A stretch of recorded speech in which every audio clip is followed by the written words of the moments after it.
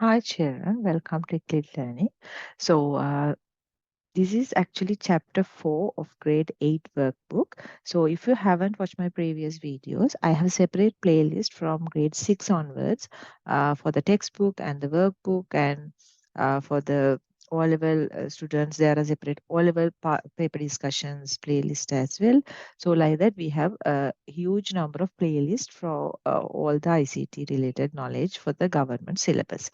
This is actually chapter 4 of grade 8, and this is the workbook playlist. So if you haven't watched my textbook playlist of grade 8, please go to the particular video of like chapter 4 textbook video and watch that and get the concepts, and then only come here after you complete your workbook activities, because just watching this and copying the answers for the workbook activities won't give you much, because I don't discuss much of the theories here. This is just a discussion of the workbook activities, right?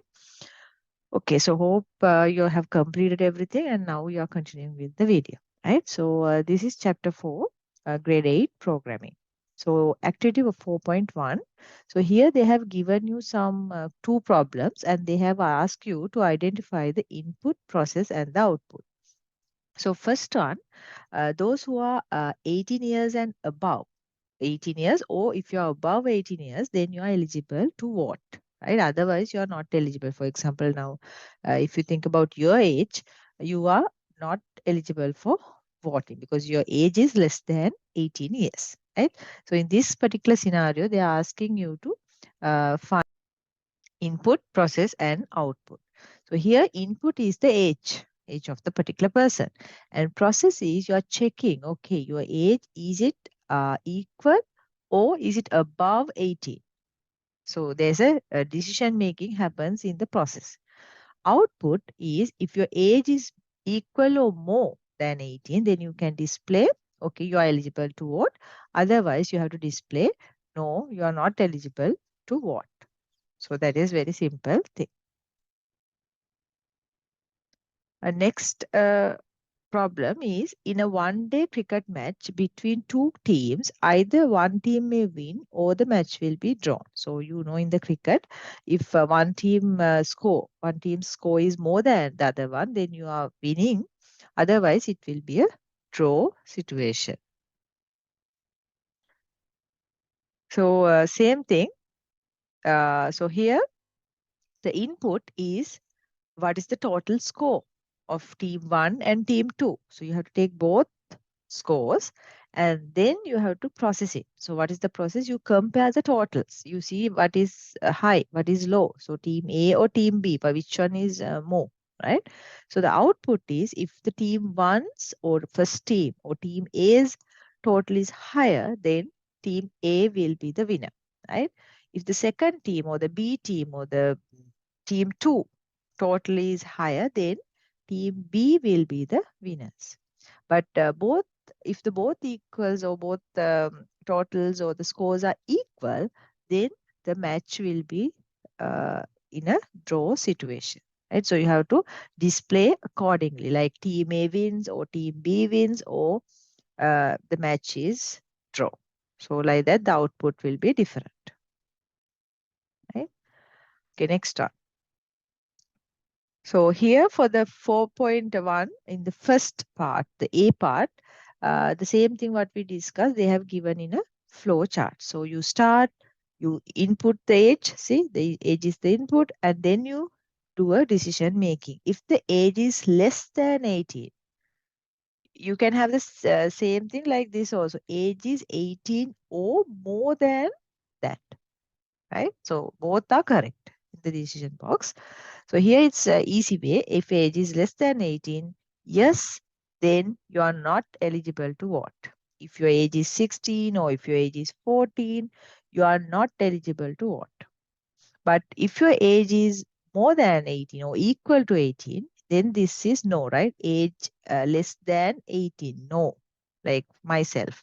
So my age is not less than 18, no, then I am eligible to vote, right? So that is how you have to fill it. And here they're asking, consider the following statements in relation to the flowchart 4.2. So they're asking, it has only sequence. No, it has selection as well. Has only selection? No, it has sequence as well. So it has actually both sequence and selection. So the answer should be C, right? So third one, only C is correct here, right? And activity 4.3, right? So they have given you the flow chart for the 4.1B problem. So here start, and your input is the scores. Team A and Team B scores you have to take. That is the input. And then you are making a decision. You are checking, okay, is Team A score is high? So if it is yes, that means A is the winner. And for example, A is, we'll see 158 and this is 100. So 158 is more. So Team A will be the winner. But if it's no, you cannot just tell B wins because there's another situation where it can be draw, right? So you have to check, okay, is B is more than A, B score, right? If it is yes, okay, then B is the winner. But if it is no, that means if this is an equal situation, A score is equal to B score, then only it comes here. So the match will be draw, right? So here, they're asking when executing the above flow chart, number of inputs, only one input. You need only the totals, right? Yes, you can argue on this like you need two inputs like score of team A and score of team 2 as well, but that answer is not here. So I will take it as one input. And when it comes to outputs, there are actually three outputs here. So here, activity 4.4. Find the end result of scratch expressions given below. A is a variable. So A is a variable and initially they are setting the A value to 0. So A is 0 here. And you then change A by 5. So that means you add some 5 to A. So A will be, the new value will be 50. So new value will be 5.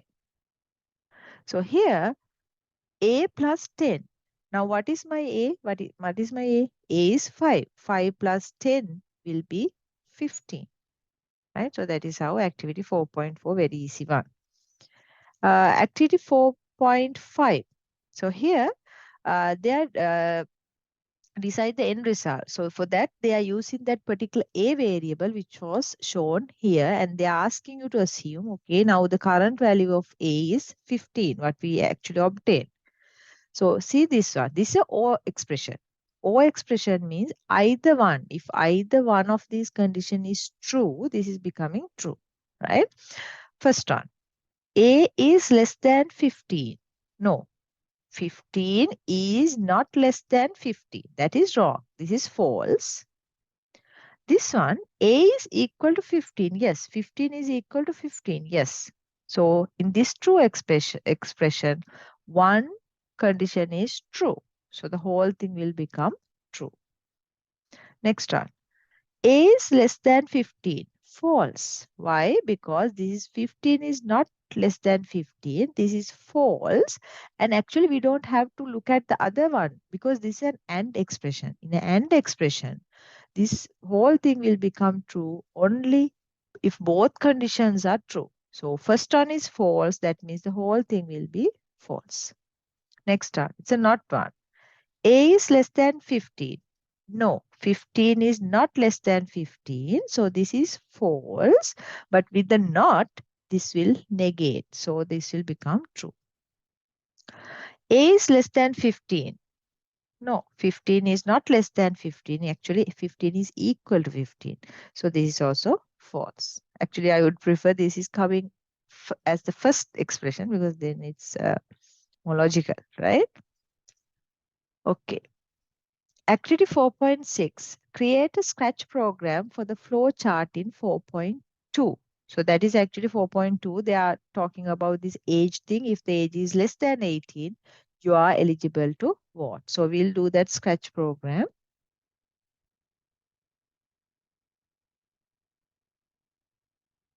Okay. So here you start with this.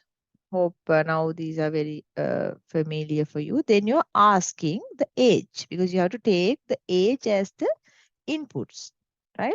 So you enter,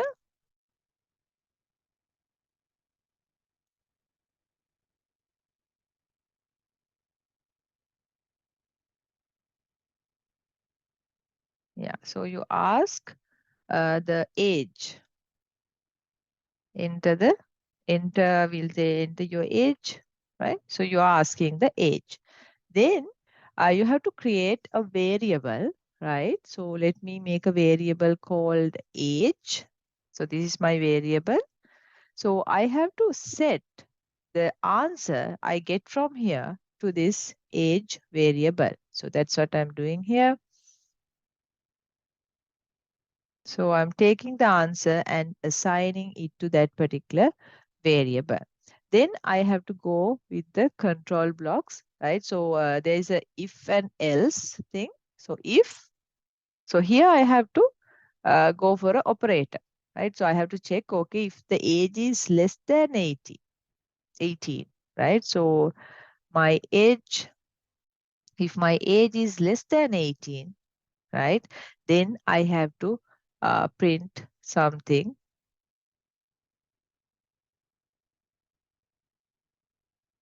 We'll print a very simple thing like say we can tell, okay, if it is less than 18, not eligible to vote, right?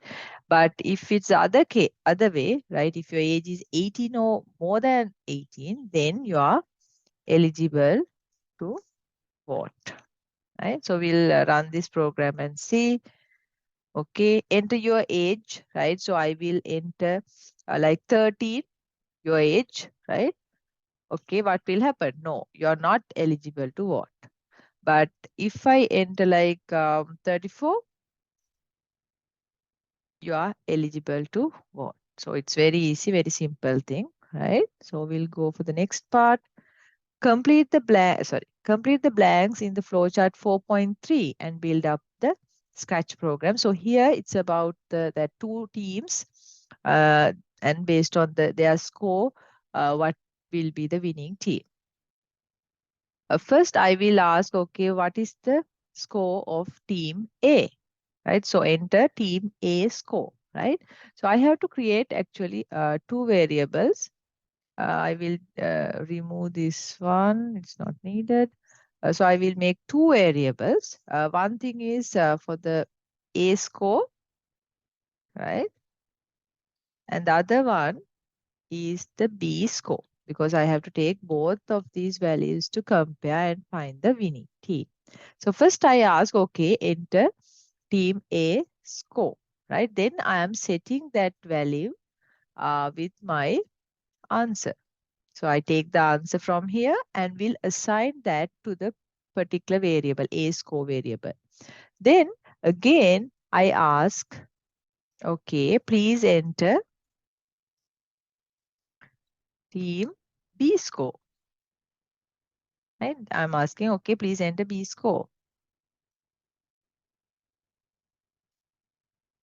Right?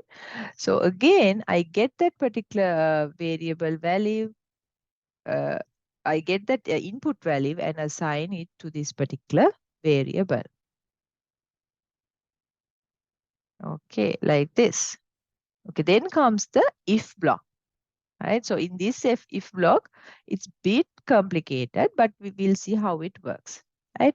Initially, I am checking, okay, I got the two values and I'm comparing those two values. I'm comparing, okay, whether my A score is more than the B score. Then who is the winner? Yeah, if this is the case, team A will be the winner. So you have to tell, okay, team A wins. But if it's the other way, you cannot directly tell team B wins because there's a draw situation as well. So we have to take another if else block. So we call these things as nested if else in the else part. In the else part, again, we check, okay, whether my teams, how it has, like whether B is having more score in them, right? Yeah, so then I'm checking, okay, whether B is having more score. If that is the case, we can tell, okay, you can tell team, so team B wins, right? Now, if it's not the case, if both, that means that these two are equal to each other. You don't have to have another if thing, but because it's obvious, because A score will be equal to B score, then you can just tell, okay, match is draw. No match drawn, something like this. So we'll enter the uh, marks and see, scores and see. So we'll see team A is having 200, right? And team B is having 157. So who is the winner? Team A is the winner. We'll do it again. If team A is having 147, team B is having more, like 215. So then team B is the winner. We'll try the third situation as well. Both teams have 100. Then the match is draw because there's no any winner here. Okay. Hope it's very clear. Next one. Activity 4.7. So here they have given you a flow chart and asking if you get a polygon with four sides, how to decide whether it's a square or a rectangle, right? So in your inputs, you have to get length and the width. Actually, they have given you the answers here, down here, end, width and no yes, right? So here you start, then you have the width, and then you check, okay, whether length and width are equal. That means if it is yes, that means this is a square. If it is no, that means it's a rectangle. And here I have missed this. You have to put end here as the fill in the blanks, right? So you have to end the thing.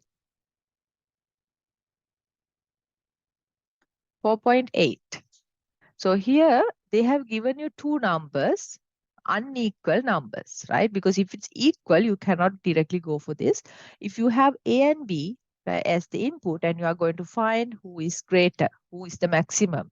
So it's very easy. You get two numbers, and if A is less than B, if it is true, that means who is the bigger one? B. So you have to tell, okay, B is the greater number. So definitely this branch will be A, but we'll logically think and see if A is less than B, no, that means A is greater than B. So A is greater than B. Very easy. Yeah, so activity 4.9. So in here, it's about marking the class attendance registry. So if the student is present, you mark it as 1. And if the student is not there, you mark it as 0, right? So they have given you the Scratch program and asking you to fill these blanks A, B, C with these answers, right? So when the flag is clicked, you're asking a question, has the student come? Right? And if it is yes, that means usually when you ask a question and that particular answer, we put it to the answer thing, right? In Scratch. So A should be answer, right? So A should be the second one. And if the student has come, yes, that means you have to mark the presence as 1 because that student is there present. So B should be third one. Else, that means the has student come? No, right? So that means he or she is absent. So we have to mark the presence as 0. So C will be 1, right? So very easy thing. And 4.10, I'm not giving answers for this. So hope you remember in our chapter 4, we have so many applications of smart and mobile devices like Google, like Map, like Compass, uh, voice recorders. There are so many applications we have discussed in chapter 4. So here, in addition to your textbook, you have to find out new things and you have to fill uh, this activity 4.10. So I'm not going to do this for you because you can just Google it and find so many smart and mobile applications that are available. Very new things are there. So you can easily fill that up, right? Okay, so hope it's very clear. Chapter 4. So usually programming is a bit hard for students, and as you are learning it from the beginning, from the grade 6 onwards, you have to pay more attention on it, because this is like the kind of foundation for software development, right? So if you don't understand these basic concepts, it would be a bit harder to go in development track as a software engineers, right? Okay. So hope you have enjoyed my lesson. So if you haven't still subscribed my channel, please do subscribe, and please add comments what I can improve, whether you got good results from these videos. Those things are very interesting and very helpful for the uh, channel. Okay, so thank you very much.